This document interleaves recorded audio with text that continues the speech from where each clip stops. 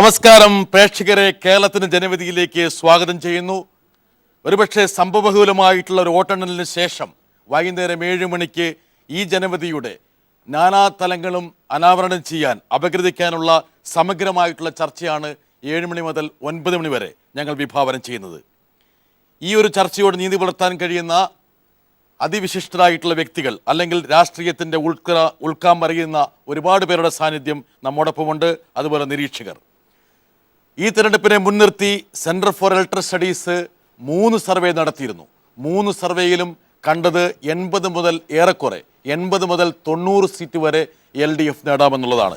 1-2 സീറ്റിൽ ചെറിയ മാറ്റം വന്നിരുന്നെങ്കിൽ പോലും 1% എറർ എന്നുള്ള CASന്റെ ഒരു വാദം അംഗീകരിക്കുകയാണെങ്കിൽ ഏറെക്കുറെ എക്സിറ്റ് പോളിൻ്റെയും അതേപോലെ അഭിപ്രായ സർവേകളുടെയും ഫലം ഒരു ഫലവത്തായ ഒരു സൂചികയായിരുന്നുവെന്ന് ഈ തെരഞ്ഞെടുപ്പ് വിധി തെളിയിച്ചിരിക്കുകയാണ്. ഈ ചർച്ചയിൽ പങ്കെടുക്കുന്നത് CASന്റെ മുഖ്യ സ്റ്റാറ്റിസ്റ്റീഷ്യൻ സോമശേഖരൻ, അതുപോലെ തന്നെ CASന്റെ കോർഡിനേറ്റർ ബിവീഷ്, കോൺഗ്രസിൻ്റെ മുതിർന്ന നേതാവ്, മഹിളാ കോൺഗ്രസ് നേതാവ് ബിന്ദു കൃഷ്ണ കഴിഞ്ഞ ദിവസങ്ങളിൽ നമ്മോടൊപ്പം ഉണ്ടായിരുന്നു. ഇത്തരമൊരു ജനവിധിയെക്കുറിച്ചുള്ള ഞങ്ങളുടെ സൂചകങ്ങളെ ശക്തിയായിട്ട് നിഷേധിച്ചിരുന്നു. ഇന്ന് സ്വാഭാവികമായിട്ടും അത് അംഗീകരിക്കുമെന്ന് വിചാരിക്കാം. ശ്രീ M. വിജയകുമാർ, അദ്ദേഹമാണ് ഒരുപക്ഷെ ഒരു പ്രവാചകനെ പോലെ തിരുവനന്തപുരത്ത് ഇടതുപക്ഷം നേടാൻ പോകുന്ന സീറ്റുകളുടെ എണ്ണം കൃത്യമായിട്ട് പ്രവചിച്ചത്. അതിൽ വലിയ മാറ്റമൊന്നും സംഭവിച്ചിട്ടില്ല എന്ന് പറയേണ്ടി വരുന്നു. അതുപോലെ തന്നെ BJPയുടെ നേതാവ് ശ്രീ രാധാകൃഷ്ണ മേനോൻ, അതുപോലെ ഇടതുപക്ഷത്തു നിന്നുള്ള ശക്തനായ വക്താവ് ശ്രീ ഉഴവൂർ വിജയൻ, അദ്ദേഹത്തിൻ്റെ പാർട്ടിയും വിജയം കണ്ടിരിക്കുന്നു. പക്ഷേ വിചാരിച്ചത്ര ഫലം പാലയിൽ ഉണ്ടാകാത്തതിൻ്റെ ഒരു മ്ലാനത അദ്ദേഹത്തിൻ്റെ മുഖത്ത് ഇങ്ങനെ പറഞ്ഞു കിടപ്പുണ്ട്. രാഷ്ട്രീയ നിരീക്ഷകൻ, സാമൂഹ്യ വിമർശകൻ ശ്രീ ബാസുരേന്ദ്രബാബു, അതുപോലെ KVS ഹരിദാസിനെ സമ്പുഷ്ടമായിട്ടുള്ള പാനലാണ് നമ്മോടൊപ്പമുള്ളത്. കേരളത്തിൻ്റെ ഒരു പൊതുചിത്രം അനാവരണം ചെയ്തുകൊണ്ട് ഒരുപക്ഷെ ജോലിയൊക്കെ കഴിഞ്ഞ് വീട്ടിലെത്തിയിട്ടുള്ള പ്രേക്ഷകർക്ക് ഇതെന്താണ് കേരളത്തിൽ നടന്നത്, ഈ പുകപടലങ്ങൾക്കിടയിൽ എന്താണ് ഈ ജനവിധി എന്ന് മനസ്സിലാക്കാൻ വേണ്ടി LDF 91, UDF 46, BJP പ്ലസ് അത് NDA ആണ് 1, മറ്റുള്ളവർ 1, അത് PC ജോർജാണ്. ഇത് പ്രകാരം ഒരുപക്ഷെ വടക്കാഞ്ചേരി ഞങ്ങൾ ഉൾപ്പെടുത്തിയിട്ടില്ല. 3 സീറ്റിന് ഒരു പോളിംഗ് ബൂത്തിലെ വോട്ടെണ്ണൽ ഹോൾഡ് ചെയ്യപ്പെട്ടിരിക്കുകയാണ്. അതുകൊണ്ട് തന്നെ നിലവിൽ അത് പൂർണ്ണമായിട്ടില്ല. 3 വോട്ടിന് ആൻഡോ അക്കര, UDFിൻ്റെ സ്ഥാനാർത്ഥി ലീഡ് ചെയ്യുകയാണ്. പക്ഷെ എന്തും സംഭവിക്കാവുന്നൊരു സാഹചര്യമാണുള്ളത്. ആ മിഷൻ തന്നെ തുറന്ന് വോട്ടെണ്ണൽ സാധ്യമാക്കണമെന്ന് UDF പറയുമ്പോൾ അടുത്ത റീപോളിംഗിൻ്റെ സാധ്യതയെക്കുറിച്ചാണ് ശ്രീ M. വിജയകുമാറിൻ്റെ പാർട്ടി ചിന്തിക്കുന്നത്. LDFിൻ്റെ ഇതാണ് ഒരു ഗ്രാഫ് നമ്മൾ ഉണ്ടാക്കിയിരിക്കുന്നത്. ഇതിൽ BJP മാത്രമാണ്. എനിക്കറിയില്ല ശ്രീ രാധാകൃഷ്ണ മേനോൻ എത്രത്തോളം BJP പ്ലസ് എന്നുള്ള സാധനത്തിന് എങ്ങനെയാണത് കാണാൻ ആഗ്രഹിക്കുന്നുള്ളത്. പക്ഷേ ഇവിടെ ഞങ്ങൾക്ക് BJPയെ മാത്രമേ ഇടാൻ സാധിക്കുന്നുള്ളൂ. മറ്റുള്ളവർ 1, അത് PC ജോർജാണ്. എന്തുകൊണ്ടും സ്പെക്ടാക്കുലർ ആയിട്ടുള്ള ഒരു തെരഞ്ഞെടുപ്പ് വിക്ടറിയാണ് LDFന് ഉണ്ടായിരിക്കുന്നത്. ബിവീഷ്, ഒരു വാചകത്തിൽ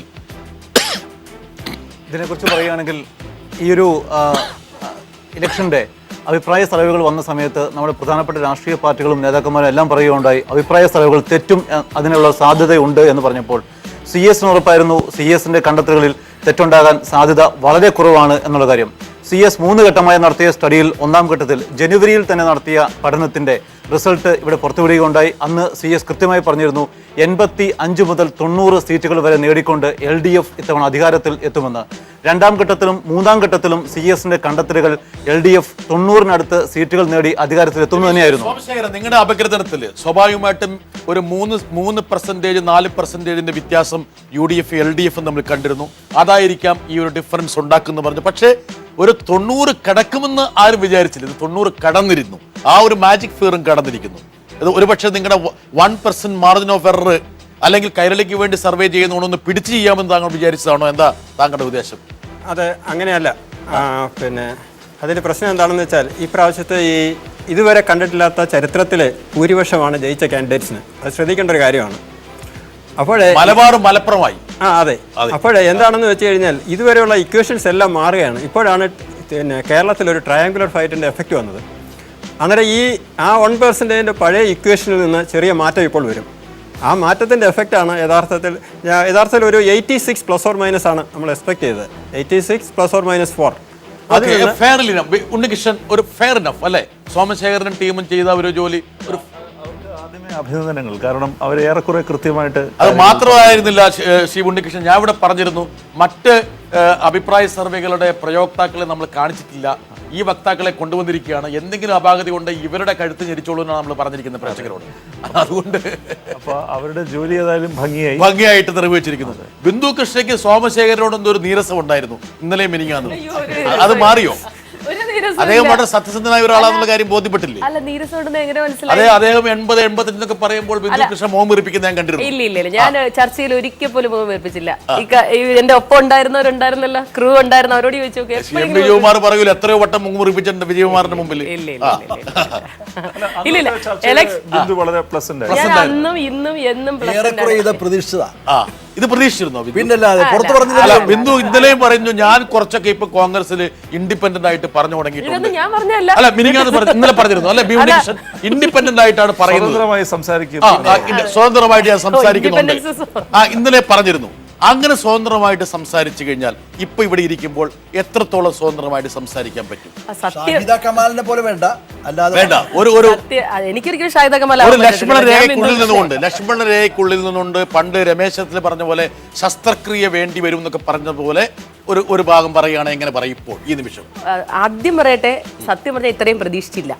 ആർക്ക്? LDF-ന് ഇത്രയും, ഞങ്ങൾക്ക് ഇത്രയും വലിയ പരാജയം പ്രതീക്ഷിച്ചില്ല. അതാണ് കൂടുതൽ ശരി. ഞങ്ങൾക്ക് ഇത്രയും വലിയൊരു പരാജയം പ്രതീക്ഷിച്ചില്ല. പരാജയം ഉണ്ടാവുകയാണ് എങ്കിൽ ചെറിയ മാർജിനിൽ പരാജയം ഉണ്ടാകുമെന്ന്. എന്റെ അടുത്തൊരു മുതിർന്ന കോൺഗ്രസ് നേതാവ് പേര് ചോദിക്കുക എന്നോട് പറഞ്ഞ ഈ ഉമ്മൻചാണ്ടിയുടെ കൺകെട്ട് വിദ്യയിൽ ഞങ്ങൾ അങ്ങോട്ട് ലയിച്ചു പോയി. ഒരുപക്ഷെ അദ്ദേഹത്തിന്റെ കയ്യിൽ എന്തോ സൂത്രവാക്യങ്ങൾ ഉണ്ട്, അല്ലെങ്കിൽ ഈ തെരഞ്ഞെടുപ്പിനെ അതിജീവിക്കാൻ കഴിയുന്ന എന്തോ മന്ത്രങ്ങൾ അദ്ദേഹത്തിന് ഉണ്ട്, കൗശലമുണ്ട്. അപ്പൊ അദ്ദേഹത്തിന്റെ കൺകെട്ട് വിദ്യയിൽ ഞങ്ങൾ അങ്ങോട്ട് ആഴ്ന്നുപോയി, അതിന്റെ ഒരു പ്രശ്നമാണ് എന്നാണ് ഒരു മുതിർന്ന കോൺഗ്രസ് നേതാവ് പറഞ്ഞത്.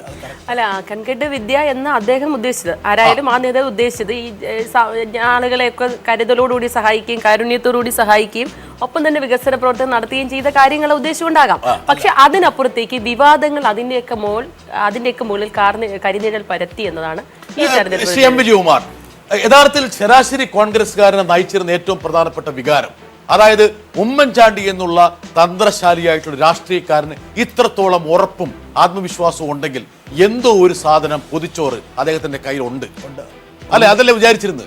എനിക്ക് തോന്നുന്നു താങ്കൾ പോലും പകച്ചുപോയി ഇദ്ദേഹത്തിന്റെ ഒരു ആത്മവീതി. ഞാൻ പകച്ചത് മാത്രമല്ല, ഈ പറഞ്ഞതുപോലെ തന്നെ നമ്മുടെ UDF-ലും കോൺഗ്രസിൽ തന്നെ പ്രധാനപ്പെട്ട ആളുകളും എന്തെങ്കിലും ഇല്ലാതെ അദ്ദേഹം ഇങ്ങനെ ആവർത്തിച്ച് ഇത് ഭരണ തുടർച്ച എന്ന് പറഞ്ഞുകൊണ്ടിരിക്കുന്നത് എങ്ങനെയാണ്? അപ്പോൾ അതിന് പല വ്യാഖ്യാനങ്ങളും വന്നു. കാരണം രഹസ്യധാരണ ഉണ്ടല്ലോ, പലതും ഉണ്ടല്ലോ. നിങ്ങൾ ഭയന്നു? അല്ല, ഭയന്നില്ല, പകച്ചു, വല്ലാതെ ചിന്തിച്ചു, ആകുലചിത്തനായി ശ്രീ എം വിജയകുമാർ. അത് വളരെ കറക്റ്റാണ്. എന്താ കാരണം വെച്ചാൽ എതിരാളിയുടെ മനോബലം ഒരുപക്ഷെ മറ്റെതിരാളികൾക്ക് വല്ലാത്ത ഒരു പതർച്ച കൊണ്ടുവരാം. ആ ഒരു പതർച്ചയിൽ ശ്രീ എം വിജയകുമാർ പ്രത്യേകിച്ച് ഇത്രയും തന്ത്രശാലിയായിട്ടുള്ള ഒരു രാഷ്ട്രീയക്കാരൻ ശ്രീ രാധാകൃഷ്ണ മേനോൻ, അദ്ദേഹം പകച്ചത് ഒരുപക്ഷെ നിങ്ങളും അവരും തമ്മിൽ എന്തോ ഇടപാട് നടന്നുള്ളതാണ്.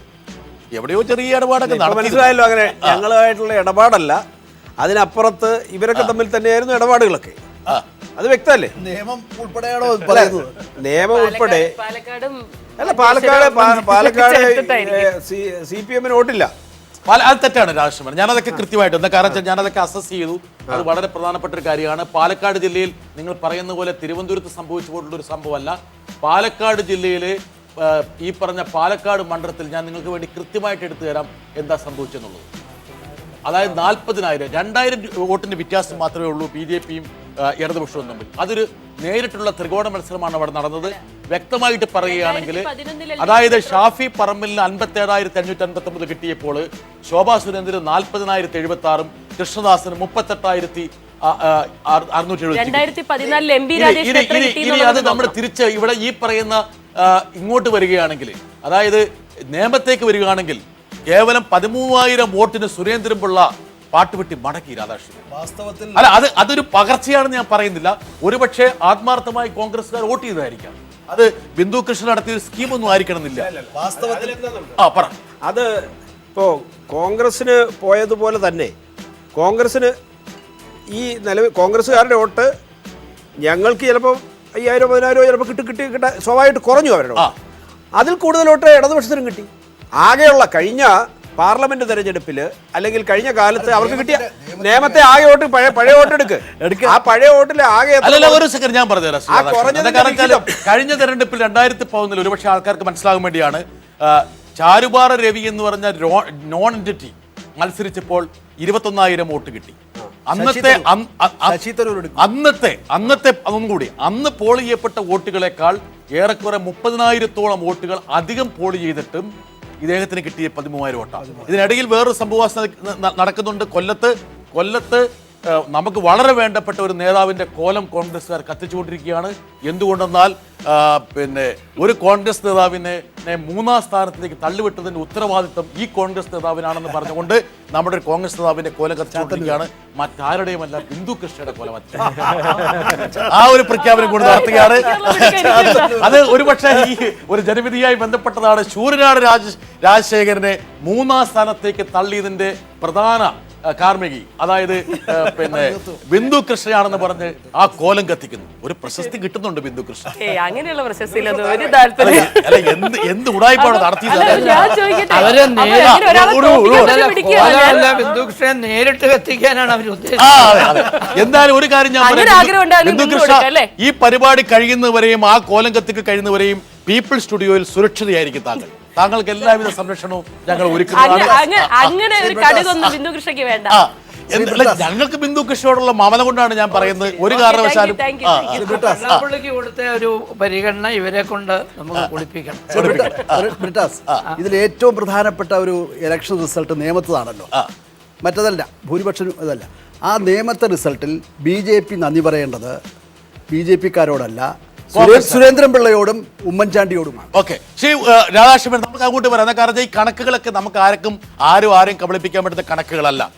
ഒരുപക്ഷെ ഈ പറഞ്ഞ നിയമം എന്നുള്ളത് എപ്പോഴും ഒരു ഇൻഡിക്കേറ്റർ ആയിരുന്നു. കഴിഞ്ഞ ഒരു 10 വർഷമായിട്ട് നമ്മളെ എപ്പോഴും ചർച്ചയ്ക്ക് വിധേയമായിക്കൊണ്ടിരുന്നു. KVS ഒരു എന്തോ ഒരു വാട്ടർ അവിടെ നടന്നിരുന്നു. എന്തോ KVS ആണെങ്കിൽ സത്യസന്ധനായിട്ടുള്ള സംഘപരിവാർ പക്ഷക്കാരനാണ്. അതുകൊണ്ടല്ല ഞാൻ പറഞ്ഞത് അങ്ങനെ ഒരു വാർട്ടറിന്റെ ആവശ്യം ഒന്നും അത് പ്രാക്ടിക്കൽ അല്ല. ഓർഗനൈസ് ബാർട്ടർ ഒന്നും ആയിരിക്കില്ല. കാര്യം ഫ്രം ദ വേർഡ് ഗോ സുരേന്ദ്രൻപിള്ളയാണെന്ന് അറിഞ്ഞപ്പോഴേ ആളുകൾ അത് വിട്ടു. അതാണ് സത്യം. അദ്ദേഹം ഒരിക്കലും ചിത്രത്തിലില്ല. ഒരു ജൈവപരമായിട്ടുള്ള ഒരു എന്താ പറയണ്ടേ, സംഭവിച്ചിരിക്കുന്നത്. അല്ലാതെ ഒരു ഇനോർഗാനിക് അല്ല, ഓർഗാനിക് ആണ്. അപ്പോൾ അത് സ്വാഭാവിക കാര്യം കൂടി ഞാൻ പറയാം. ഈ സുരേന്ദ്രൻപിള്ളയ്ക്ക് വേണ്ടിയിട്ട് ആരാ രംഗത്തുണ്ടായിരുന്നു? കോൺഗ്രസ്സുകാർക്ക് മതിപ്പില്ല. ജനതാദൾ യു എന്ന് പറഞ്ഞ സാധനം തിരുവനന്തപുരത്തില്ല. എന്തുകൊണ്ട് കോൺഗ്രസ് ആ സീറ്റ് ഏറ്റെടുത്തില്ല? സുരേന്ദ്രപിള്ളയ്ക്ക് കൊടുത്തു. അവരാവശ്യപ്പെട്ടതല്ല, അടിച്ചേൽപ്പിച്ചതാണ്. ഘടകകക്ഷിയല്ല, അവരാവശ്യപ്പെട്ടതേ ഇല്ല. ചാരുപാറ രവി ഇല്ല, ജനതാദൾ ആവശ്യപ്പെട്ടില്ല, അടിച്ചേൽപ്പിച്ചതാണ്. വേണ്ട എന്ന് പറയും. പകരം സീറ്റ് കൊടുക്കാനാ, പകരം കൊടുക്കില്ല. അതുകൊണ്ടാണ്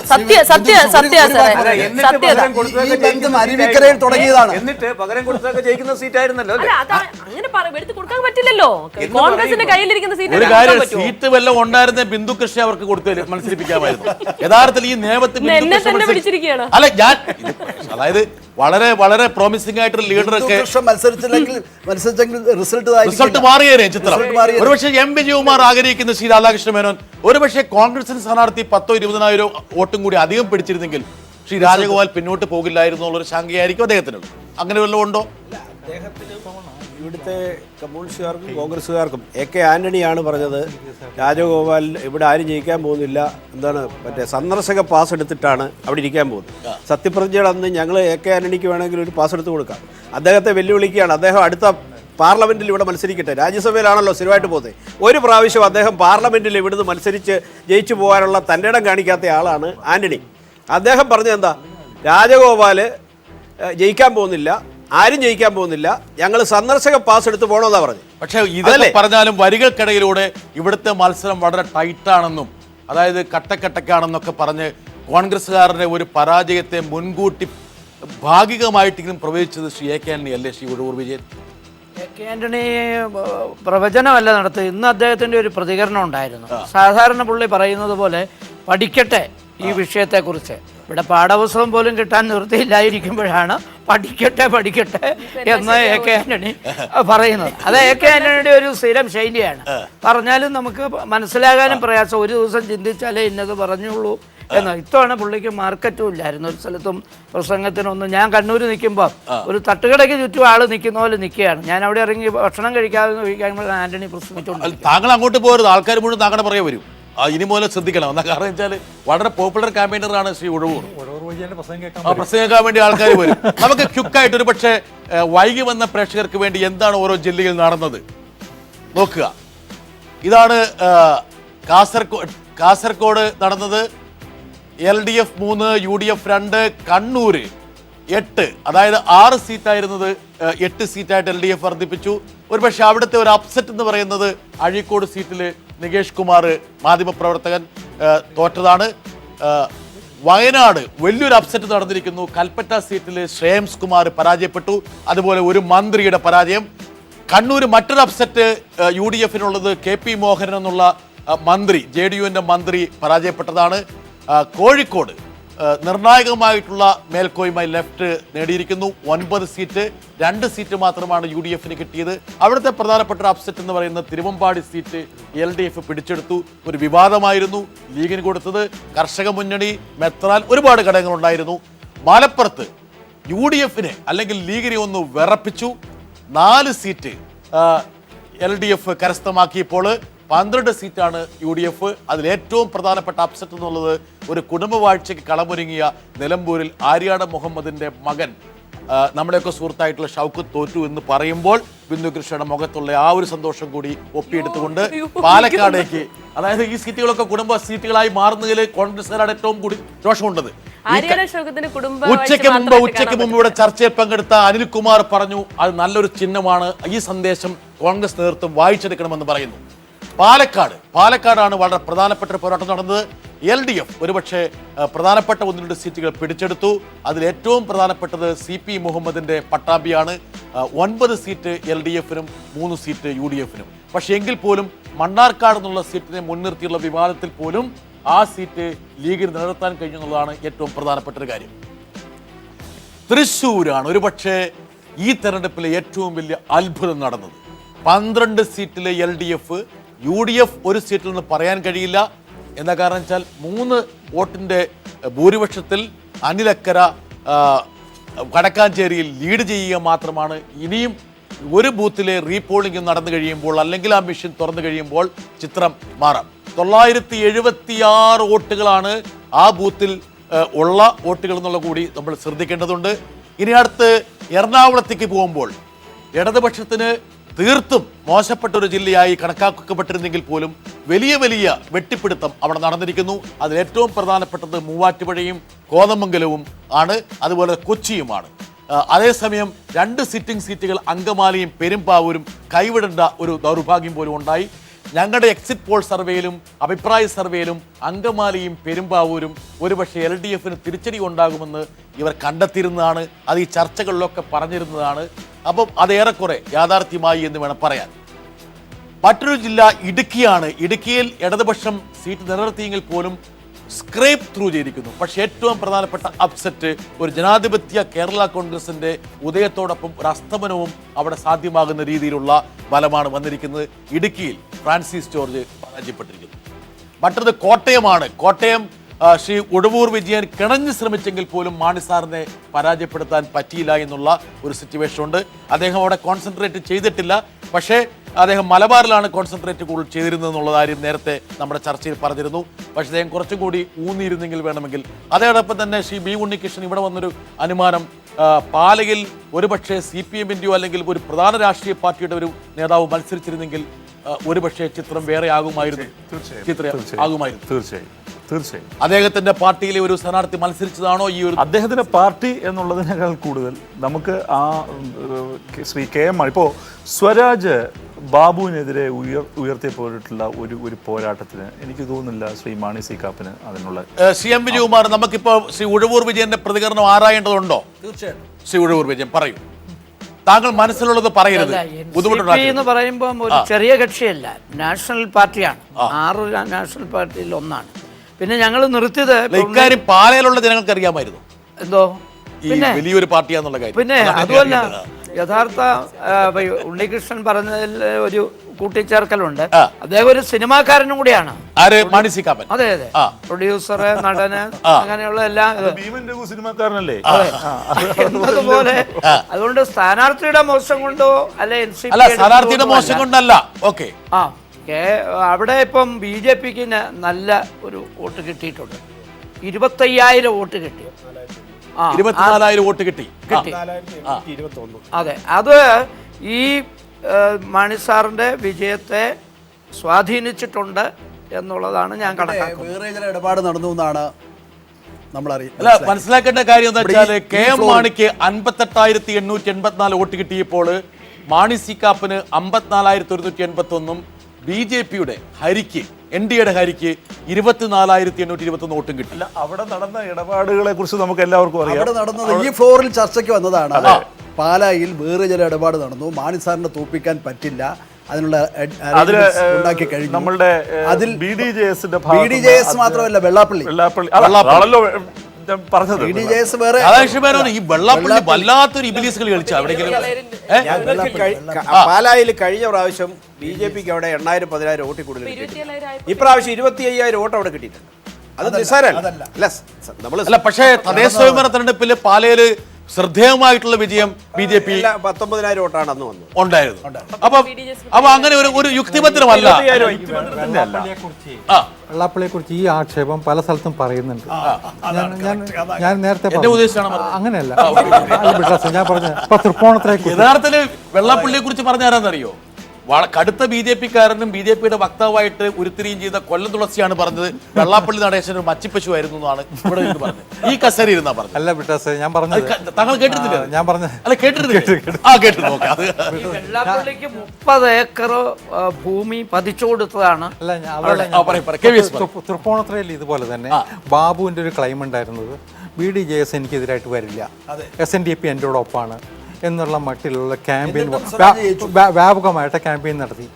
അവിടെ അവസാനം തുഷാർ വെള്ളാപ്പള്ളി വന്നിട്ട് പൊതുയോഗത്തിൽ പ്രസംഗിച്ചു. അങ്ങനെയാണ് ആ തെറ്റിദ്ധാരണ മാറ്റാൻ ശ്രമിച്ചത്. എനിക്ക് ഒരു കാര്യം, എനിക്ക് ആ തൃപ്പൂണിത്തുറ മണ്ഡലത്തിൽ ഞാൻ താമസിക്കുന്ന ആളാണ്. എനിക്ക് അവിടുത്തെ ഓരോ ആളുകളെയും വ്യക്തിപരമായിട്ട് അറിയാവുന്ന ആളാണ്. ഞാൻ തെരഞ്ഞെടുപ്പ് പ്രവർത്തനത്തിൽ ഉണ്ടായിരുന്ന ഒരാളാണ്. എനിക്ക് വ്യക്തമായിട്ട് പറയാൻ പറ്റും. എനിക്ക് ആളുടെ പേര് പറയുന്നതിൽ താല്പര്യമില്ല. അദ്ദേഹം ഒരു വസ്ത്ര വ്യാപാരിയാണ്. അദ്ദേഹം കൃത്യമായിട്ട് ശ്രീ ബാബുവിന് വേണ്ടി ഇങ്ങനെ ഒരു കാര്യം മീഡിയേറ്റ് ചെയ്തിട്ടുണ്ട്. അവസാനം അത് വലിയ രീതിയിൽ BJP നേതൃത്വത്തിന് അതിനകത്ത് രോഷമുണ്ടായപ്പോഴാണ് ശ്രീ തുഷാർ അവിടെ വരികയും സംസാരിക്കുകയും ചെയ്തത്. അങ്ങനെയുള്ള ഒരു ഓപ്പറേഷൻ അവിടെ നടന്നിട്ടുണ്ട്. ഇതൊക്കെ സ്വാഭാവികമായിട്ട് നടക്കുന്നതാണ്. ഞാൻ അങ്ങയോട് സൂചിപ്പിച്ചത് അതിനെയൊക്കെ മറികടന്നു പോകാനുള്ള ഒരു വ്യക്തിത്വവും ഒരു രാഷ്ട്രീയ ചരിത്രവും ഒക്കെ സ്വരാജിനുണ്ട്. പിന്നെ അദ്ദേഹം ചെറുപ്പക്കാരനാണ്, മൊബിലൈസ് ചെയ്യാൻ പറ്റി. പാർട്ടി മിഷനറി മുമ്പ് ഒന്നുമില്ലാത്തവണ്ണം തൃപ്പൂണിത്തുറയിൽ ശക്തമായി മൊബിലൈസ് ചെയ്യപ്പെട്ടു. ഇതെല്ലാം സ്വരാജിന്റെ വിജയത്തിൽ കലാശിച്ചപ്പോൾ നമുക്ക് ഇത്തരം ഘടകങ്ങൾ ഒരുപക്ഷെ അവിടെ ഒരു ചെറിയൊരു വിവാദം ഉണ്ടായിരുന്നത്, അതായത് എല്ലാവർക്കും അറിയാവുന്ന ഒരു കാര്യമാണ്. നമ്മളിപ്പം ഈ ഒരു ചർച്ചയിൽ ഇപ്പം എല്ലാം കഴിഞ്ഞു, ഇനിയിപ്പം അങ്ങോട്ടും ഇങ്ങോട്ടും പറയാതിരുന്നിട്ട് കാര്യമില്ല. വെള്ളാപ്പള്ളിയുടെ ഒരു നോമിനി ആയിട്ടാണ് ബാബു മന്ത്രിസഭയിൽ വന്നത് തന്നെ. അത് മാത്രമല്ല, വെള്ളാപ്പള്ളി പരസ്യമായി പറഞ്ഞിരുന്നു എൻ്റെ ആളാണ് മന്ത്രിസഭയിലെ, എൻ്റെ 2-3 പേരുണ്ട്, അതിൽ ഏറ്റവും പ്രധാനപ്പെട്ട ഒരാള് തീർച്ചയായും പറഞ്ഞു.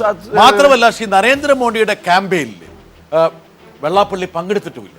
വളരെ പ്രധാനപ്പെട്ട ഒരു ശ്രദ്ധേയമായിട്ടുള്ള ഒരു വിടവായിരുന്നു. എനിക്കറിയില്ല ഈ വെള്ളാപ്പള്ളി എത്രത്തോളം കോൺഗ്രസ്സുകാരെ താലോലിച്ചിട്ടും ശ്രീ ഉമ്മൻചാണ്ടി അത് തിരിച്ചറിഞ്ഞില്ല. അപകടം ഈ താലോലമെല്ലാം ഏറ്റ ശേഷം ഈ വെള്ളാപ്പള്ളി തിരിച്ചു കടിച്ചു എന്നുള്ള കാര്യം ബിന്ദു കൃഷ്ണയ്ക്ക് മനസ്സിലായോ? എനിക്ക് അതിനെക്കുറിച്ച് അഭിപ്രായം പറയാം. നിങ്ങളുടെ ഈ ഓപ്പറേഷൻസും മാനിപ്പുലേഷൻസും ഒന്നും വലിയ പരിചയമില്ലാത്ത ആളാ ഞാൻ. ആരുടെ കാര്യം ഓപ്പറേഷന്റെ കാര്യം? ഉമ്മൻചാണ്ടിയുടെയും വെള്ളാപ്പള്ളിയുടെയും ഓപ്പറേഷൻസ് അത്രത്തോളം പരിചയമില്ല. വ്യക്തമായി. അടൂർ പ്രകാശിന് ഇതേ സഹായം കിട്ടിയിട്ടുണ്ട്. ബ്രിട്ടാസ് അടൂർ പ്രകാശിന് അടൂർ പ്രകാശും ബാബുവും വെള്ളാപ്പള്ളിയുടെ സ്വന്തം 2 മന്ത്രിമാരായിരുന്നു. നല്ല അടുപ്പുണ്ടായിരുന്നു. നല്ല അടുപ്പം. വേറെ നോടി, ആ സമുദായത്തിൽ നിന്ന് 3 കോൺഗ്രസ്സുകാരെ ഉണ്ടായിരുന്നുള്ളൂ നിയമസഭയിൽ. അച്യുതൻ മന്ത്രി ആവുന്നില്ലെന്ന് പറഞ്ഞു. അപ്പൊ അങ്ങനെയാണ് അടൂർ പ്രകാശും ബാബു മന്ത്രിയായത്. അതുകൊണ്ട് നമ്മൾ അതും കാണാതെ പോയി. ഈ സമുദായ സ്നേഹം എന്ന് പറയുമ്പോൾ VM സുധീരനും VS അച്യുതാനന്ദനും ഒക്കെ സമുദായമായിരുന്നല്ലോ. പക്ഷെ വെള്ളാപ്പള്ളിയുടെ ഏറ്റവും വലിയ ശത്രുക്കൾ. അതിനപ്പുറത്തൊരു ഇടപാട് വന്നിരുന്നു. ബിന്ദു കൃഷ്ണ, അതാണ് ഞാൻ പറഞ്ഞത്. ഇത്തരം സമുദായ നേതാക്കള് രാഷ്ട്രീയത്തില് നേരിട്ടിടപെട്ടിട്ട് മന്ത്രിമാരെ നിശ്ചയിക്കുന്ന ഒരു സാഹചര്യം അല്ല. അങ്ങനെ അത് മന്ത്രിസഭയെ സംബന്ധിച്ചതാണ്. അത് തികച്ചും അടിസ്ഥാനരഹിത. കാരണം ആ സമുദായത്തിൽ ആകെ 4 പേരെ ജയിച്ചിട്ടുള്ളൂ. അപ്പൊ പിന്നെ 3 പേരെ ജയിച്ചിട്ടുള്ളൂ. അപ്പൊ 2 പേര് മന്ത്രിയാക്കാതിരിക്കാൻ തീർച്ചയായും വെള്ളാപ്പള്ളി വെറുതെ ഡാവുഡ് അടിച്ചായിരുന്നു. അതായത് എന്റെ നോമിനികളായിരുന്നു ഇവരെന്നുള്ളത് വെറും ഡാവുഡ് വേറെ ഉടായ്പ നടത്തിയതായിരുന്നു വെള്ളാപ്പള്ളി. അതാണ് ബിന്ദു കൃഷ്ണ പറയുന്നത്. അല്ല, അങ്ങനെയല്ലേ ഉദ്ദേശിച്ചത്, അങ്ങനെ പറയൂന്ന് ആൾക്കാര്. ഇനി പത്തനംതിട്ടയിലേക്ക് പോകാം. പത്തനംതിട്ടയിൽ ഒരുപക്ഷെ LDF ഒരു ക്ലീൻ സ്വീപ്പ്, അതായത് നേരത്തെ ഇവിടെ നമ്മുടെ ജേക്കബ് ജോർജ് പത്തനംതിട്ടക്കാരൻ പറഞ്ഞതുപോലെ അല്ല, ജേക്കബ് ജോർജ് പറഞ്ഞതെന്ന് വെച്ചാല് അതെ, ഓക്കെ, ഉണ്ണികൃഷ്ണ ജന്മം കൊണ്ട് കർമ്മം കൊണ്ട് ഇപ്പൊ എവിടെയാണെങ്കിലും ഉണ്ണികൃഷ്ണ അറിയില്ല. ഇടയ്ക്ക് ഇവിടെ തിരുവനന്തപുരത്ത് കാണാം, ഇടയ്ക്ക് ബോംബെ കാണാം, എന്തെങ്കിലും ആട്ടെ. പക്ഷേ UDFന്റെ ഹൃദയമെന്ന് പറയാവുന്ന ഒരു ജില്ലയാണ് പത്തനംതിട്ട. ഭീകരമായിട്ടുള്ള ഒരു പതനമാണ് അവിടെ വന്നിരിക്കുന്നത്. 4 സീറ്റിൽ മാത്രമാണ് പത്തനംതിട്ടയിലെ LDF ജയിച്ച് ഒരു സീറ്റ് മാത്രം. തൊട്ട് മുമ്പുള്ള ആലപ്പുഴയെ കുറിച്ച് പറയുന്നു, ഒരുപക്ഷെ ഒരു പ്രതിപക്ഷ നേതാവിനെ കണ്ടെത്താൻ വേണ്ടി മാത്രമാണ് ഒരു സീറ്റ് ആലപ്പുഴയിൽ UDFന് കൊടുത്തത്. അല്ലേ ബിന്ദു കൃഷ്ണ? ജനങ്ങൾ കുറച്ചുകൂടെ തരേണ്ടതായിരുന്നു. അതല്ല എന്റെ ചോദ്യം, ഞാൻ ചോദിച്ചതല്ല. ഒരു പ്രതിപക്ഷ നേതാവിനെ UDFന് നൽകാൻ വേണ്ടിയാണോ ഒരു സീറ്റ് UDFന് അവിടെ സമ്മാനിച്ചത്? ആ സീറ്റ് കഴിഞ്ഞ തവണയും ഞങ്ങളുടേതായിരുന്നു. അത് വൻ ഭൂരിപക്ഷത്തിൽ. കഴിഞ്ഞ തവണ ഭൂരിപക്ഷം കുറവായിരുന്നു, ഇത്തവണ ഭൂരിപക്ഷം വർദ്ധിപ്പിച്ച് ജനങ്ങളെ. ആലപ്പുഴ നമ്മൾ ചർച്ച ചെയ്തപ്പോൾ പോലും വളരെ ടൈറ്റ്ലി കണ്ടസ്റ്റഡ് ആണെന്ന് പറഞ്ഞ സീറ്റുകൾ ഉണ്ടായിരുന്നു അതിനകത്ത്. ആലപ്പുഴയിൽ പ്രത്യേകിച്ച് അമ്പലപ്പുഴയിൽ വലിയ ഭീഷണി ഉണ്ടെന്നുള്ള ഒരു പരക്കെ ഒരു സംസാരം ഉണ്ടായിരുന്നു. കായംകുളം ഉണ്ടായിരുന്നു, മാവേലിക്കര ഉണ്ടായിരുന്നു. പക്ഷേ കുട്ടനാട് ഉറപ്പായി ചെങ്ങന്നൂര്. രാധാശിവൻ ഒരു ചോദ്യം, അതായത് വലുതാണ്. വെള്ളാപ്പള്ളിയുടെ കർമ്മസ്ഥലം എന്ന് പറയാവുന്ന ഒരു ഭൂമികയാണ് ആലപ്പുഴ. അദ്ദേഹത്തിന്റെ എല്ലാ സർവ്വപ്രതാപങ്ങളും ആൾക്കാർ തൊട്ട് അനുഭവിക്കുന്ന സ്ഥലമാണ്. അവിടെ ഇടതുപക്ഷത്തിന്റെ ഒരു തേരോട്ടം. ഒരു ക്ഷീണം ഉണ്ടായോ വെള്ളാപ്പള്ളിക്ക്? വെള്ളാപ്പള്ളിക്ക് ക്ഷീണം ഉണ്ടായി എന്ന് പറയാൻ പറ്റില്ല. ഓക്കെ, അവിടെ വെള്ളാപ്പള്ളിയും BDJS-ഉം BJP-യും ചേർന്നുള്ള NDAയ്ക്ക് കഴിഞ്ഞ കാലങ്ങളിലെ വോട്ടിൻ്റെ നിലവാരം പരിശോധിച്ചാൽ വലിയ വർധനമുണ്ടായി. അങ്ങനെ ഒരു മൂവ്മെൻ്റ് അവിടെ കണ്ടപ്പം ഇവിടെ ഇടതുപക്ഷക്കാരും കോൺഗ്രസ്സുകാരും ഒരുമിച്ച് BJP ഈ NDAയുടെ വരവിനെ ഒരു ഭീകരതയായിട്ടോ അല്ലെങ്കിൽ മതേതരത്വത്തിന് ഭീഷണിയായിട്ടോ ഒക്കെ ഇവരുടെയൊക്കെയാണ് പ്രശ്നം ഉണ്ടായത്. അപ്പൊ അങ്ങനെ ഒരു അതായത് വളരെ പ്രധാനപ്പെട്ട ഒരു ന്യൂസ് ഞങ്ങൾക്ക് നൽകാനുണ്ട്. വടക്കാഞ്ചേരിയിൽ സ്തംഭനാവസ്ഥയിലായിട്ടുള്ള വോട്ടെണ്ണൽ വീണ്ടും പുനരാരംഭിച്ചിരിക്കുന്നു. തകരാറിലായിട്ടുള്ള വോട്ടിംഗ് മെഷീൻ വിദഗ്ധന്മാര് അത് വീണ്ടും റീസ്റ്റാർട്ട് ചെയ്തിരിക്കുന്നു. നിലവിൽ അനിലക്കര 3 വോട്ടിൽ ലീഡ് ചെയ്യുന്നു. ബിന്ദു കൃഷ്ണ, ഒരു ഗ്യാമ്പിലുണ്ട് കാര്യം ജയിക്കും വടക്കാഞ്ചേരിയിൽ. ഞാനില്ലേ പറയുള്ളൂ. അതല്ല, അങ്ങനെയല്ലോ. ഇതിപ്പോ ഇനി പറഞ്ഞിട്ട് കാര്യമില്ല, അവിടെയുള്ള ആൾക്കാർ വോട്ട് ചെയ്യേണ്ട കാര്യമില്ലല്ലോ. എന്തായാലും ഒരുപക്ഷെ നമ്മുടെ ലേഖകനോട് ചോദിക്കാവുന്നതാണ്, ആ ബൂത്ത് ആരുടെ ബൂത്താണ് എന്ന് ചോദിക്കാവുന്നതാണ്. ഇനി നമ്മൾ ക്വിക്കായിട്ട് വരുന്നത് കൊല്ലത്തേക്കാണ്. കൊല്ലം സമ്പൂർണ്ണ ആധിപത്യം. ശ്രീ M. വിജയകുമാർ മുമ്പും ഇതുപോലൊരു ആധിപത്യം പണ്ടപ്പോഴും ഉണ്ടായിരുന്നു, പക്ഷെ എന്ന് പറയുന്നു ഇല്ല, 100% ഇതിൽ വന്നിട്ടില്ല. 11 ആധിപത്യം, ഒന്ന് വേറെ ഉണ്ടായിരുന്നു. ഉണ്ണികൃഷ്ണൻ വാസ്തവത്തിൽ ഒരു തരംഗം എന്ന് പറയുന്നത് കൊല്ലം ജില്ലയിൽ. കൊല്ലം മാത്രമല്ല, അത് മാത്രമല്ല ഭാസുരേന്ദ്ര ബാബു, ഒരു രാഷ്ട്രീയ പാർട്ടിയുടെ ഉന്മൂലനം അവിടെ സംഭവിച്ചിരിക്കുന്നു. RSP പോയി. മാത്രമല്ല 38,000 വോട്ടിനാണ് ഇരവിപുരത്ത് അസീസ് പരാജയപ്പെട്ടത്. RSP പോയി, കോൺഗ്രസ് ഇല്ല.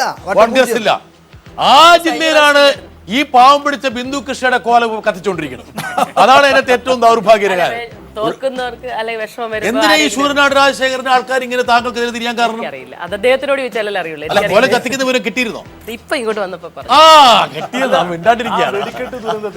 അദ്ദേഹം നടത്തിയ പ്രസ്താവനകൾ കാണുന്ന ആർക്കും അറിയാലോ അദ്ദേഹത്തിന്റെ വിധി എന്തായിരിക്കും എന്നുള്ളത്. അതിനകത്ത് തിരുവനന്തപുരത്തേക്ക് വരാം. തിരുവനന്തപുരത്ത് എനിക്ക് തോന്നുന്നു മുൻകാലങ്ങളിൽ വക്കം പുരുഷോത്തമൻ മുനീറിന് ഒരു മോതിരം ഊരിക്കൊടുത്തതുപോലെ ആരെങ്കിലും ഒരു മോതിരം ശ്രീ M. വിജയകുമാറിന് കൊടുക്കണം. ബിന്ദു കൃഷ്ണയാണ് അടുത്തിരിക്കുന്നത്. ബിന്ദു കൃഷ്ണ മോതിരം കൊടുത്താൽ വേറെ വ്യാഖ്യാനം വരുന്നുണ്ട്, അത് വേണ്ട. പക്ഷെ വേണമെങ്കിൽ 9 സീറ്റ് അവിടെ കിട്ടുമെന്ന് ഇവിടെ ഇരുന്നുകൊണ്ട് പ്രഖ്യാപിച്ച ആളാണ് ശ്രീ M. വിജയകുമാർ. ഒരു അഭിനന്ദനം. ജോർജ് ബെഡ്സീർ എന്താ പറഞ്ഞത്? ജോർജ് ബഷീർ പന്തയം വെച്ചു. ജോർജ് ബഷീറും നാരങ്ങ നീര്. ശ്രീകുമാറും തമ്മിൽ നാരങ്ങ വെള്ളം പന്തയം വെച്ച് നാരങ്ങ വെള്ളം. ഇവിടെ അഭിപ്രായ സർവേ നടക്കുന്ന സമയത്ത് ഏറെക്കുറെ തിരുവനന്തപുരത്തിന്റെ എനിക്കൊന്ന് അജിത്ത് ഉണ്ടായിരുന്നല്ലോ, അജിത്താണ് മധ്യസ്ഥൻ. ആ. എല്ലാ അന്നുണ്ടായിരുന്നു. പന്താളികളുടെയും മധ്യസ്ഥനാണ്. അവസാനം മധ്യസ്ഥൻ പൈസ കൊണ്ട് പോവുകയും ചെയ്യും. നാരങ്ങ വെള്ളം കൊല്ലം തുളസിയുടെ 5000 രൂപ കിട്ടിയിട്ടില്ല ഇതുവരെ. ആ, വളരെ പ്രധാനപ്പെട്ട ഒരു മണ്ഡലത്തിന്റെ ഭാഗതയെ നിർണ്ണയിക്കേണ്ട സമയമാണ്. അതായത് വടക്കാഞ്ചേരി. തൃശ്ശൂർ നിന്ന് ദിൽജിത്ത് നമ്മുടെ ലേഖകൻ നമ്മോടൊപ്പം ചേരുവാണ്. ദിൽജിത്ത്, പറയൂ, എന്താണ് നടക്കുന്നത് വടക്കാഞ്ചേരിയിൽ? വടക്കാഞ്ചേരിയിൽ അനിൽ അക്കര 3 വോട്ടുകൾക്കായിരുന്നു ലീഡ് ചെയ്തിരുന്നത്. വടക്കാഞ്ചേരിയിലെ കൈപ്പറമ്പ് പഞ്ചായത്തിലെ 91 നമ്പർ, അതായത് പുറ്റേക്കര വാർഡിലെ 91 നമ്പർ ബൂത്തിലെ വോട്ടിംഗ് മെഷീൻ കേടായിരുന്നു. ഈ യന്ത്രത്തിൽ 961 വോട്ടുകൾ രേഖപ്പെടുത്തിയിരുന്നു എന്ന് കണ്ടെത്തിയിരുന്നെങ്കിലും ഇത് കൗണ്ട് ചെയ്യാൻ സാധിച്ചിരുന്നില്ല. ഇതിനുശേഷം ഈ യന്ത്രം മറ്റൊരു യന്ത്രത്തിലേക്ക് ഇതിന്റെ ചിപ്പ് മാറ്റി ഘടിപ്പിക്കുന്നതിനുള്ള അനുമതിക്കായി കാത്തിരിക്കുകയായിരുന്നു. ഈ ഒരു അപേക്ഷ കേന്ദ്ര തെരഞ്ഞെടുപ്പ് കമ്മീഷന് അയച്ച് കാത്തിരിക്കുകയായിരുന്നു. ഇപ്പോഴാണ് അതിന് മറുപടി ലഭിച്ചത്. ഇപ്പോഴാണ് അതിന് അനുവാദം ലഭിച്ചത്. ഇപ്പോൾ ഈ യന്ത്രത്തിലെ ചിപ്പ് മറ്റൊരു യന്ത്രത്തിൽ ഘടിപ്പിച്ച് വോട്ടെണ്ണൽ പുനരാരംഭിക്കുന്നതിനുള്ള നടപടികളാണ് ഇപ്പോൾ നടന്നിരിക്കുന്നത്. നിലവിൽ അനിലക്കര 57,331 വോട്ടും മേരി തോമസ് 57,977 വോട്ടുമാണ്. അതൊക്കെ ശരിയാണ്. എനിക്കറിയേണ്ട ഈ 961 വോട്ടുകൾ രേഖപ്പെടുത്തിയ ഈ ബൂത്തിന്റെ രാഷ്ട്രീയ സമവാക്യം എന്താണ്? നിലവിൽ കൈപ്പറമ്പ് പഞ്ചായത്തിലെ പുറ്റേക്കര വാർഡിൽ ഇത് UDF അനുകൂല മേഖലയാണ്. ഈ മേഖലയിലെ UDF അനുകൂല മേഖലയാണ് ഈ പറഞ്ഞ ബൂത്ത്. അതുകൊണ്ട് വലിയ അത്ഭുതമൊന്നും ശ്രീ എം വിജയകുമാർ താങ്കൾ ഒരു സീറ്റ് കൊടുത്തേ. UDF-ലാണല്ലോ അത്ഭുതം നടന്നത്. അതുകൊണ്ട് തള്ളിക്കളയാൻ ഒക്കില്ല. അത് കേരള രാഷ്ട്രീയ ചരിത്രത്തിൽ ഒരു മാറ്റവും വരുത്തുന്നില്ലല്ലോ. പിന്നെ ഒരു സീറ്റ് പോട്ടെ. ആ ഒരു സീറ്റ് ചിലപ്പോൾ കോൺഗ്രസ് രാഷ്ട്രീയത്തിൽ മാറ്റം വരുത്താം. 22-ല് 12 എ ഗ്രൂപ്പ്, ഐ ഗ്രൂപ്പ്, 9 അപ്പുറം എന്നൊക്കെ പറഞ്ഞ് വരുന്നുണ്ട്. അതിക്കല്ലേ എ ഗ്രൂപ്പിന്റെ കഥ കഴിഞ്ഞു. എ ഗ്രൂപ്പിന്റെ കഥ കഴിഞ്ഞു. അതിനേക്കാൾ പ്രാധാന്യം തൃശ്ശൂർ ജില്ല LDF സ്വീപ്പ് ചെയ്തിരിക്കാം. അവിടെ ജയിക്കാൻ പോകുന്ന ഏക മണ്ഡലം വടക്കാഞ്ചേരിയാണ്. ബാക്കി മുഴുവൻ കോൺഗ്രസിന്റെ തട്ടകമായിരുന്ന. ഓക്കെ, നമ്മൾ തിരിച്ചു വരുന്നു. അതാണ് തിരുവനന്തപുരത്തിന്റെ ചിത്രം. ഒരു ചെറിയൊരു ബ്രേക്കിന് സമയമായിരിക്കുന്നതിന് ശേഷം നിങ്ങളിലേക്ക് വരാം. എന്തായാലും നമുക്ക് ഒരുപാട് സമയമുണ്ട്, ഒരുപാട് കാര്യങ്ങൾ സംസാരിക്കാനുണ്ട്. ഇനിയും ഈ തെരഞ്ഞെടുപ്പിന്റെ ഉള്ളറകളിലേക്ക് പോകാനുള്ള ഒരുപാട് ഗ്രാഫിക്സ് കാണിക്കാനുണ്ട്. പ്രേക്ഷകർ എങ്ങോട്ടും പോകരുത്. വളരെ സമ്പുഷ്ടമായിട്ടുള്ള അർത്ഥവത്തായിട്ടുള്ള ചർച്ചയ്ക്ക് ഉതകുന്ന രീതിയിലുള്ള പാനലാണ് നമ്മോടൊപ്പം ഉള്ളത്. ജനവിധിയുടെ സവിശേഷത, ഏറ്റവും ലേറ്റസ്റ്റ് ആയിട്ടുള്ള വിവരം ഞങ്ങൾ പകർന്നു നൽകുകയാണ്. തെരഞ്ഞെടുപ്പിന്റെ ചിത്രം പരിപൂർണമായിരിക്കുന്നു, സമ്പൂർണമായിരിക്കുന്നു. 140 സീറ്റിൽ 91 സീറ്റിൽ ഇടതുപക്ഷവും 48 സീറ്റിൽ UDF-ഉം. അനിലക്കര വടക്കാഞ്ചേരിയിൽ 47 സീറ്റിന് വിജയിച്ചിരിക്കുന്നു. ഇതാണ് 47 വോട്ടുകൾക്ക് 47 വോട്ടുകൾക്ക് വിജയിച്ചിരിക്കുന്നു. അതുപോലെ BJP 1, അതിൽ മാറ്റമില്ല. മറ്റുള്ളവർ PC ജോർജ് 1, അതിലും മാറ്റമില്ല. അങ്ങനെ കേരളത്തിന്റെ തെരഞ്ഞെടുപ്പ് ചിത്രം സമ്പൂർണ്ണമായിരിക്കുന്നു. ഇനി നമ്മൾ ഓരോ സീറ്റിലും, ഒരുപക്ഷെ നാളെ മംഗളത്തിൽ അടിച്ചു വരാൻ സാധ്യതയുള്ള വാർത്തയാണ്, പക്ഷെങ്കിൽ പോലും ഒരു കൗതുകം പ്രേക്ഷകർക്ക് എന്താണ് മനസ്സിലാക്കുക നോക്കുക.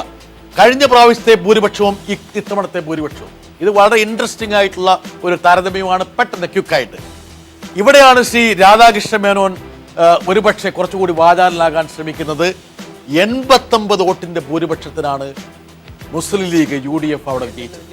ഈ 89 വോട്ടിന്റെ ഒരു വ്യത്യാസം ഉണ്ടായിരുന്നില്ലായിരുന്നെങ്കിൽ ഒരുപക്ഷെ BJP-ക്ക് NDA-ക്ക് വേറെ അപരന് അതിനേക്കാൾ സുരേന്ദ്രൻ അപരന് അതിനേക്കാൾ പിന്നെ അജിത്ത ഈ അപരനൊക്കെ ഈ പറഞ്ഞ ഇലക്ഷനിലെ ഒക്യുപ്പേഷൻ ഹസാർഡ്സ് ആണ്. അതൊക്കെ നമ്മൾ കണക്കിലെടുത്ത് പോകണം.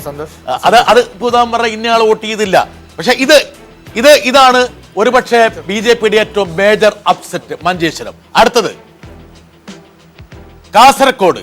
പക്ഷെ കാസർഗോഡ് ഈ പറഞ്ഞതുപോലെ ഭൂരിപക്ഷം ഏറെക്കുറെ നിലനിർത്തിയിരിക്കുന്നു. 9,738 എന്നുള്ളത് 1000 വോട്ടിന് വ്യത്യാസമുള്ളൂ. ഒരുപക്ഷെ BJP-ക്ക് ഒരു സാധ്യതയും അവിടെ ഉണ്ടായിരുന്നില്ല. അടുത്ത ഉദുമയിലാണ് ഒരുപക്ഷെ K. സുധാകരന്റെ സ്ഥാനാർത്ഥിത്വം വലിയൊരു വ്യത്യാസം ഉണ്ടാക്കിയത്. എങ്കിൽ പോലും K. കുഞ്ഞിരാമൻ 3,832 വോട്ടുകൾക്ക് വിജയിച്ചിരിക്കുന്നു. നല്ലപോലെ പിടിച്ചു. പക്ഷേ അതുപോലെ തന്നെ കാഞ്ഞങ്ങാട് ഭൂരിപക്ഷം ഇരട്ടിച്ചു. നോക്കുക, LDF-ന്റെ ഒരു ജൈത്രയാത്രയാണെന്ന് പറയാൻ കാഞ്ഞങ്ങാട് 12 എന്നുള്ളത് 26 ആയിരിക്കുന്നു, ഇരട്ടിയിലധികമായിരിക്കുന്നു. തൃക്കരിപ്പൂർ അതുപോലെ തന്നെ വലിയ ഭൂരിപക്ഷം ഇരട്ടിയാക്കിയിരിക്കുന്നു. അതായത് സ്ഥാനാർത്ഥി മാറി, താരതമ്യേന ചെറുപ്പക്കാരനായ ശ്രീ എം രാജഗോപാൽ വന്നു, 16,956. പയ്യന്നൂർ 32,000 ഭൂരിപക്ഷം 40,000. ഇവിടെയൊക്കെ ഉഴവൂർ വിജയം ക്യാമ്പയിൻ ചെയ്ത സ്ഥലങ്ങളാണ് അല്ലേ സാർ? ആണല്ലോ. ഉഴവൂർ വിജയം പോയില്ല, പോയി. അതുകൊണ്ടല്ലേ ഭൂരിപക്ഷം വർദ്ധിപ്പിച്ചത്. ഭൂരിപക്ഷം വർദ്ധിച്ചല്ലോ. അതെ. ഇവിടെ പോയില്ല. അടുത്ത ടി വി രാജേഷ് നോക്ക്, റെക്കോർഡ് ഒരുപക്ഷെ മലപ്പുറത്തിന് മാത്രം സ്വന്തമായിരുന്ന മൃഗീയ ഭൂരിപക്ഷങ്ങൾ, ബ്രൂട്ടൽ മജോറിറ്റി 42,891. ഇത്രയും വോട്ട് ഒരു പക്ഷേ UDF-നോട് കിട്ടിയിട്ടുണ്ടാവില്ല. അത് വേണമെങ്കിൽ നമുക്ക് ജെയിംസ് മാത്യു ഇത് ഈ സീറ്റ് വിറ്റു എന്നൊക്കെ പറഞ്ഞിട്ട് കൊലപാതകം എന്നൊക്കെ പറഞ്ഞു ഉഴവൂർ വിജയൻ KM മാണിക്ക് കേട്ടുകേൾവിയില്ലാത്ത ഒരാളാണ് അവിടെ മാണി ഗ്രൂപ്പുകാരൻ രാജേഷ് നമ്പ്യാർ. താങ്കൾക്കറിയായിരുന്നോ കേരള കോൺഗ്രസിന്റെ സമ്മേളിതനായ ഒരു സ്ഥാനാർത്ഥി രാജേഷ് നമ്പ്യാർ? അദ്ദേഹമാണ് അവിടെ മത്സരിച്ചത് KM മാണിക്ക് വേണ്ടി. അടുത്തത് ഇരിക്കൂർ. ഇവിടെയാണ് ഒരുപക്ഷെ KC ജോസഫ് സ്ക്രേപ്പ് ത്രൂ ചെയ്തു, ഉമ്മൻചാണ്ടിയുടെ കണക്കൂട്ടുകൾ. പക്ഷെ ഇത് എന്റെ മണ്ഡലമാണ്, അതുകൊണ്ട് എനിക്കറിയാമായിരുന്നു KC ജോസഫ് ജയിക്കും. അദ്ദേഹം UDF നിർത്തിയാ ജയിക്കുന്ന. പക്ഷേ എനിക്ക് ബിന്ദു കൃഷ്ണയോട് ഒരു അഭിപ്രായമുണ്ട്. KC ജോസഫ് നമ്മൾ വളരെ അടുത്ത സ്നേഹിതാണെങ്കിൽ പോലും ഒരു പുതിയൊരു കോൺഗ്രസ് നേതാവിനെ വളർത്തിയെടുക്കാൻ കിട്ടിയിരുന്ന അവസരം ഘട്ടങ്ങളായിട്ട് കളഞ്ഞുകൊണ്ടിരിക്കുക. ഇത് ആശാസ്യമായിട്ടൊരു രീതിയാണോ കോൺഗ്രസ്? പറയൂ താങ്കൾ. കോൺഗ്രസിന് മാത്രമല്ല ഒരു രാഷ്ട്രീയ പാർട്ടിക്ക് ഒരു രാഷ്ട്രീയ പാർട്ടിക്കും ആശാസ്യമല്ലാത്ത ഒരു കാര്യമാണ് കോൺഗ്രസ് പാർട്ടി ഇരിക്കൂറിൽ അവലംബിച്ചത്. KC ജോസഫിന്റെ സ്ഥാനാർത്ഥിത്വം ശരിയായിരുന്നില്ല എന്ന് പറയാനുള്ള തന്റെ ഇടം ബിന്ദു കൃഷ്ണ ഒരു കൈ കൊടുക്കും. ഇത്ര ഇൻഎഫിഷ്യന്റ് ആയിട്ടുള്ള മന്ത്രി കേരള ചരിത്രത്തിൽ ഉണ്ടായിട്ടുമില്ല. പത്രക്കാരുടെ മന്ത്രിയായിരുന്നു, അതുകൊണ്ട് ഞാൻ പറഞ്ഞു. അജിത്തെ എന്തോ കാര്യങ്ങൾ നടക്കാതെ പോയോ ഒരു കാര്യം അയാളോട് എന്തോ ഒരു കാര്യം നടക്കാതെ. കാരണം അല്ല, ഇത്ര സാംസ്കാരിക വകുപ്പ് മന്ത്രിയായിരുന്നു. ആ വകുപ്പും അതുമായിട്ട് യാതൊരു ബന്ധം. പത്രക്കാർക്ക് പരാതി ഉണ്ടെങ്കിൽ പിന്നെ ആ മന്ത്രിക്ക് ഒരു കഴിവുണ്ടാവില്ല. അതല്ലേ ഉദ്ദേശം. ഓക്കെ, അടുത്തത് ഇവിടെയാണ് ഇടതുപക്ഷത്തിന്റെ മേജർ അപ്സെറ്റ്. അതായത് ME നികേഷ് കുമാർ. കഴിഞ്ഞ പ്രാവശ്യം 493 വോട്ടിന്റെ ഭൂരിപക്ഷം മാത്രമായിരുന്നു ഷാജിക്കുണ്ടായിരുന്നത്. വളരെ ഗ്ലാമറസ് ആയിട്ട് സ്ഥാനാർത്ഥിയായിരുന്നു നികേഷ് കുമാർ. 2287. അത് മാത്രമല്ല പ്രതിഭാധനരായിട്ടുള്ള ഒരുപാട് മാധ്യമപ്രവർത്തകർ അവിടെ ക്യാമ്പയിനിൽ പോയിരുന്നു. അതിൽ അജിത് കുമാറും ഉൾപ്പെട്ടിരുന്നു. അതായത് ഈ തലശ്ശേരിയിൽ തീർച്ചയായിട്ടും നികേഷ് ജയിക്കണം, നികേഷ് മീണയും ജയിക്കണമെന്ന് ആഗ്രഹിച്ചിരുന്നു. എന്താണെന്ന് വെച്ചാൽ സിനിമാക്കാർ ജയിക്കണമെന്ന് ഉണ്ണികൃഷ്ണൻ ആഗ്രഹിച്ചതുപോലെ പത്രക്കാർക്ക് ആദ്യമായിട്ടാണ് LDF ഒരു സ്ഥാനം കൊടുത്തത്. ഒരു സെഗ്മെന്റ് പത്രക്കാരെന്ന് പറഞ്ഞാൽ അവഗണിക്കപ്പെട്ട ഒരു വിഭാഗമായിരുന്നു. അങ്ങനെ പത്രക്കാർക്ക് ഒരു അർഹമായ പ്രാധാന്യം LDF കൊടുത്തപ്പോൾ ആ രണ്ട് സ്ഥാനാർത്ഥികളും ജയിക്കണമെന്ന് ആഗ്രഹിച്ചിരുന്നു. പക്ഷേ വേറെ കാര്യം, റിപ്പോർട്ടർ ചാനലിനെ LDF ഒരു ഘടകകക്ഷിയായിട്ട് എടുക്കുകയായിരുന്നു. അത് രണ്ടാമത്തെ കാര്യം. നിർധന വിഭാഗത്തിലാണ് പത്രക്കാർ പെടുന്നത് അല്ലേ അജിത്തെ? അതല്ല, നമ്മളെല്ലാരും അതല്ല. അതെ, തീർച്ചയായും ഒരു പ്രത്യേക പരിരക്ഷ വേണ്ട വിഭാഗമായിട്ട് പത്രക്കാർ അല്ല, അവഗണിക്കപ്പെട്ടു ഇതുവരെ. അതല്ല, കൈരളി ബ്രിട്ടാസിന് കൊടുത്താൽ നമുക്ക് മനസ്സിലാവും. ഞാൻ അല്ല എന്റെ ബ്രിട്ടാസിന്റെ ഈ പണി കളയാനാണോ? അടുത്തത് ഇത് വലിയൊരു ഒരുപക്ഷെ ഇതാണ് ഏറ്റവും പ്രധാനപ്പെട്ട അപ്സെറ്റ് UDF-ന് ഉണ്ടായിരിക്കുന്നത്. ഗംഭീര വിജയം. എനിക്ക് തോന്നുന്നു രാമേന്ദ്രൻ കടന്നപ്പള്ളി ഭാഗ്യം ചെയ്തവരാണ്. ഒരുപക്ഷെ ഒരുപാട് കഷ്ടപ്പെട്ടു അലഞ്ഞു നടന്നു. എനിക്ക് തോന്നുന്നു ഒരു വനവാസത്തിലേക്ക് പ്രവേശിക്കുന്ന ഘട്ടത്തിലാണ് രാമേന്ദ്രൻ കടന്നപ്പള്ളി. സഹതാപമായിരിക്കാം. എന്താ അജിത്തെ ഇദ്ദേഹത്തിന്? തീർച്ചയായിട്ടും കടന്നപ്പള്ളിയോട് സഹതാപമാണ്. പിന്നെ അബ്ദുള്ള കുട്ടി അവിടെ നിൽക്കേണ്ട ആളല്ല. സഹതാപം മാത്രമല്ലല്ലോ, കണ്ണൂർ മൊത്തം ആഞ്ഞടിച്ച ഈ ഒരു LDF-ന് അനുകൂലമായ ഒരു തരംഗത്തിൽ സതീശന് സഹതാപം അർഹിക്കുന്ന ആളാണ്. കടന്നപ്പള്ളിയെ സഹായിച്ചിട്ടുണ്ട്. കണ്ണൂർ ടൗൺ UDF ആണ്. UDF-ന്റെ കയ്യിലിരിക്കുന്ന സീറ്റാ കണ്ണൂര്. 35 വർഷമായിട്ട് ബിന്ദു കൃഷ്ണ 35 വർഷം പഴയ ഗോപാലേട്ടന്റെ കാലം മുതൽ മുതലുള്ള സീറ്റ്. UDF സീറ്റാണ്. കണ്ണൂർ മുനിസിപ്പാലിറ്റി മൊത്തം UDF ആണ്. UDF-ന്റെ ഒരു കോട്ട ഒരുപക്ഷെ ഇരിക്കൂറിന് സമാനമായ ഒരു സീറ്റ് അടിപതർന്നു.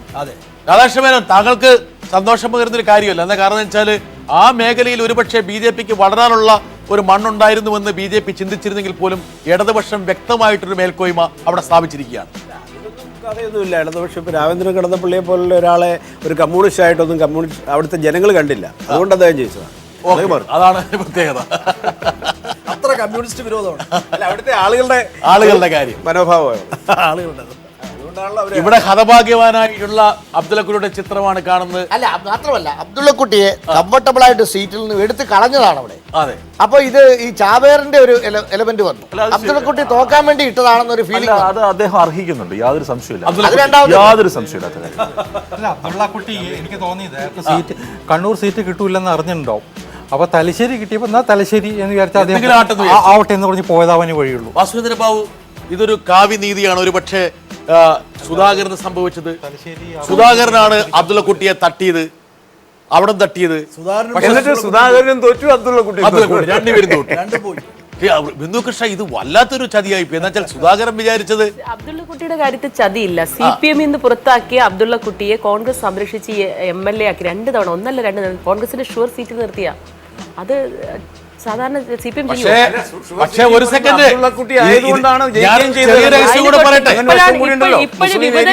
അല്ല സാർ, ഇപ്പൊ വിമതം വന്നപ്പോഴാണ് അത് അത്ര ആയാസകരമായി. ചേർത്തോട്ടെ, ഇങ്ങനെ അബ്ദുള്ളക്കുട്ടിക്ക് അഭയം കൊടുത്ത കോൺഗ്രസ് പാർട്ടിയിലെ 2-3 നേതാക്കന്മാരാണ് അദ്ദേഹത്തിന് സോളാറിൽ കുടുക്കിയെന്നും കൂടിയ ചിലർ പ്രസ്താവന ഉണ്ടായിരുന്നു.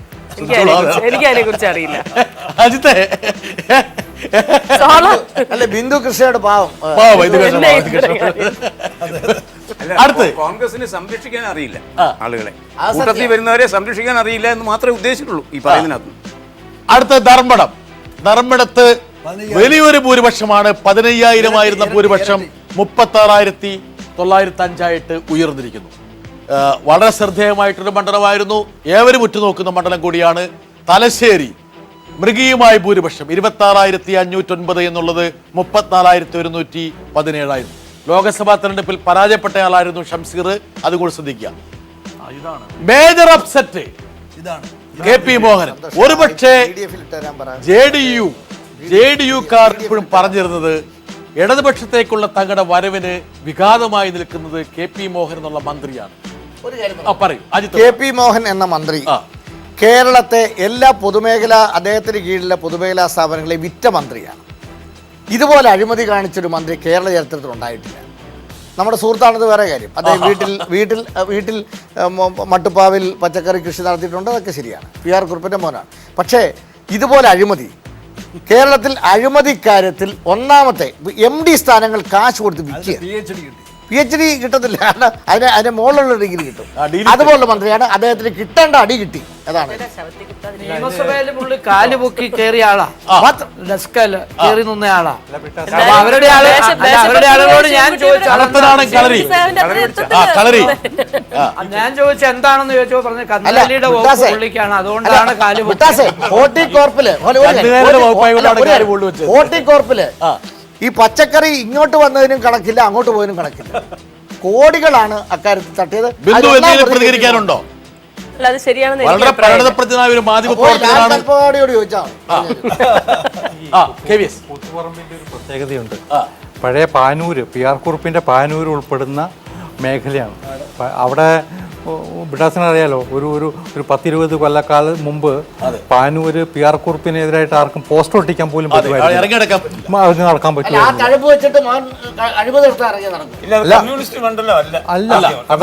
ഞാൻ ബേസിക് പഴയ പഴയ സോഷ്യലിസ്റ്റുകാരുടെ ഒരു തറവാടായിരുന്നു. ഒന്നുകൂടി കൂടിച്ചേർക്കാം. ഒരുപക്ഷെ ഈ തെരഞ്ഞെടുപ്പിൽ ന്യൂനപക്ഷങ്ങൾ ഇടതുപക്ഷത്തേക്ക് അടുത്തതിന്റെ ഒരു പ്രതിഫലം കൂടിയുണ്ട്. അവിടെ വലിയ മുസ്ലിം വോട്ടുകൾ ഉള്ള ഒരു ഭൂപ്രദേശമായിരുന്നു. ആ മുസ്ലിം വോട്ടുകൾ കൂടി ഒരുപക്ഷെ ഇടതുപക്ഷത്തേക്ക് വന്നതിന്റെ ഒരു ദൃഷ്ടാന്തമായിട്ട് വേണം ഇതിനെ കാണാൻ. അടുത്ത് മട്ടന്നൂര് വലിയ ഭൂരിപക്ഷം 30,000 എന്നുള്ളത് 43,000 പോകുന്നു. ബിന്ദുകൃഷ്ണ, ഈ ഭൂരിപക്ഷം കേട്ടിട്ട് കണ്ണു മഞ്ഞളിച്ച് പോകുന്നു അല്ലേ? മട്ടന്നൂരത്തെ അല്ലേ, അതിന് ഭൂരിപക്ഷം അങ്ങനെയൊക്കെ വരും. ബിന്ദുകൃഷ്ണക്ക് ഒരു സോഫ്റ്റ് കോർണർ ആയി EPN അതിനോട്. അതാണ് എതിരാളികളുടെ വോട്ടിനേക്കാൾ കൂടുതലാണ് EPN കിട്ടിയ വോട്ട്. അടുത്തത് പേരാവൂർ. ഇതാണ് എനിക്കൊന്ന് സണ്ണി ജോസഫ് അവിടെ അക്ഷീണം പ്രയത്നിച്ചതാണ്.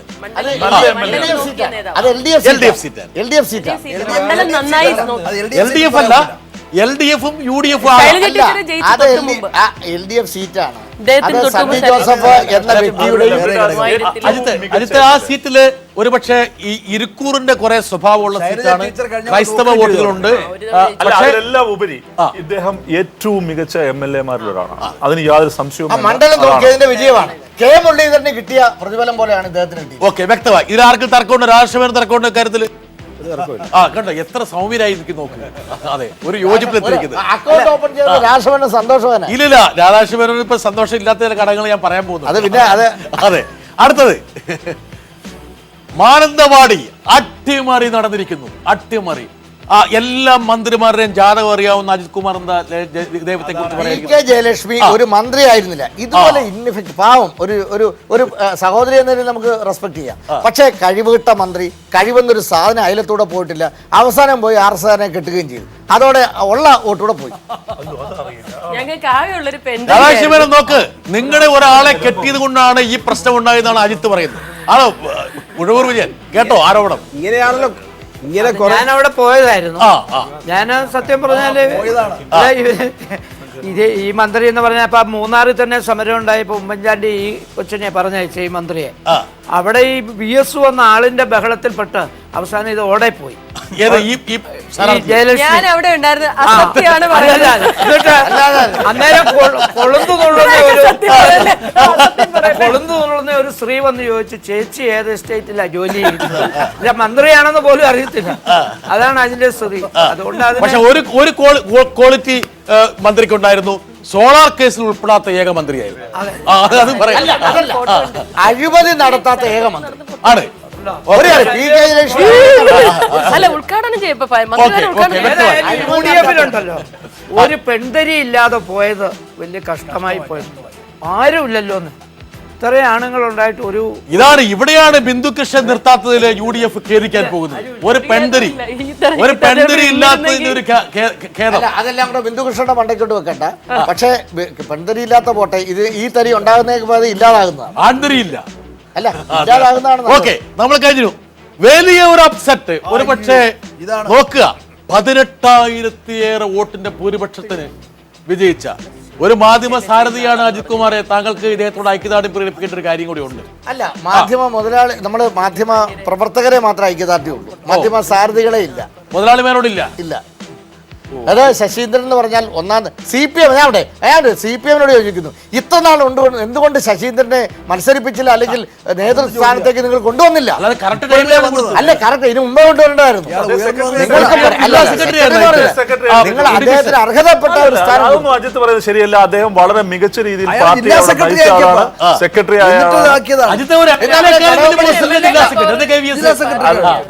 ഈ കാലത്ത് ഒരിക്കലും കാണാൻ കഴിയാത്ത വണ്ണത്തിലുള്ള ഒരു ഗംഭീരമായ ജനകീയനായ ആളാണ്. അംഗീകാരം മുമ്പേ കൊടുക്കേണ്ടതായിരുന്നു. CPM അതിനകത്ത് പ്രതിക്കൂട്ടിലാണ് കൊടുത്തു. അതിന്റെ ഏറ്റവും വലുതാണ് ജില്ലാ സെക്രട്ടറി സ്ഥാനം. അജിത്തെ പ്രകോപിപ്പിക്കാൻ വേണ്ടി പറഞ്ഞതാണ് ശ്രീ M. വിജയകുമാർ. പിന്നെ ഈ തെരഞ്ഞെടുപ്പിലൊന്നും താല്പര്യമുള്ള ആളല്ല. ഒരു തെരഞ്ഞെടുപ്പിൽ ഞാനൊരു കാര്യം പറയാം. ഞാനൊരു പാർട്ടിയുടെ പറയട്ടെ, ഈ തെരഞ്ഞെടുപ്പിൽ അദ്ദേഹത്തിന്റെ പേര് നിർദ്ദേശിക്കപ്പെട്ടപ്പോൾ ഒഴിഞ്ഞയാളാണ്, കമ്മിറ്റിയിൽ അടിച്ചേൽപ്പിച്ചതാ ഇലക്ഷൻ നിൽക്കാൻ. അങ്ങനെയുള്ള ആളാണ്. പാർട്ടിയിൽ എല്ലാവരും ഒഴിഞ്ഞു മാറുന്നൊന്നും അല്ലല്ലോ. എല്ലാവരും ഒഴിഞ്ഞു മാറുന്നില്ല, പക്ഷെ ഇതേ ഒഴിഞ്ഞു മാറിയെന്ന് അദ്ദേഹം പറയുന്നു. അല്ല, അത് അദ്ദേഹത്തിന്റെ മാന്യത. അടുത്തത് ഒരുപക്ഷെ UDFന് ഒരു സേവിംഗ് ഗ്രേസ് വയനാട്. പക്ഷെ വയനാട് എന്ന് പറഞ്ഞാൽ UDFന്റെ കോട്ടയാണ്. അവിടെ ഒരു IC ബാലകൃഷ്ണനാണ്. CK ജാനു ഉയർത്തിയ ഭീഷണിയൊക്കെ അതിജീവിച്ച CK ബാലുവിന്റെ വോട്ട് നമുക്കൊന്ന് പരിശോധിച്ച് നോക്കണം. എന്താ കാരണം അത് വളരെ പ്രധാനപ്പെട്ട 28,000 വോട്ട് CK ജാനുവിന് വയനാട് ലഭിച്ചിരിക്കുന്നു. അത് വളരെ പ്രധാനപ്പെട്ട ഒരു വോട്ടാണ്. പക്ഷെ അത് BJPയുടെ കൂടി BJPയുടെ വോട്ടാണ്. അത്ര വോട്ട് അവർക്ക് മുമ്പുണ്ടായിരുന്നു, ഇല്ലായിരുന്നില്ല. അവിടെ മുമ്പുണ്ടായിരുന്നില്ല. 27,000, അതായത് 27,920.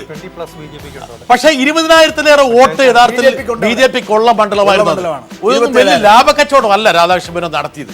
വെള്ളാപ്പള്ളിയെ കൂട്ടി പോലെ തന്നെ വേറൊരു നഷ്ടക്കച്ചവടമായി ഒന്നുമല്ല. CK ജാനു ഇവിടെ വനഭൂമി തട്ടിയെടുത്തവർക്കെതിരെ അതിശക്തമായി സമരം നടത്തിയ ഒരു സാമൂഹ്യ പ്രതിബദ്ധതയുള്ള BJP. അപ്പൊ അത് അവരെ പോലെ വ്യക്തമായി താങ്കൾ പറഞ്ഞ് അംഗീകരിച്ചു. അതായത് താങ്കളുടെ പാർട്ടിക്ക് ലാഭവും CK ജാനുവിന് നഷ്ടമായി. CK ജാനുവിന് എന്താ നഷ്ടം? CK ജാനുവിനെ ഇത്രയും കാലം പരിപൂർണമായി 2 മുന്നണി അവഗണിച്ചു. ഈ ഭൂമി കൊടുക്കാൻ വേണ്ടി എഗ്രിമെന്റ് വെച്ചു AK ആന്റണി. അതിനുശേഷം ജാനുവായിട്ട് കൈകൊട്ടിക്കളി നടത്തി അന്ന്. അതിനുശേഷം പിന്നെ ആ ഡാൻസ് ഇപ്പോഴും നമ്മൾ കാണിക്കുന്നുണ്ട്.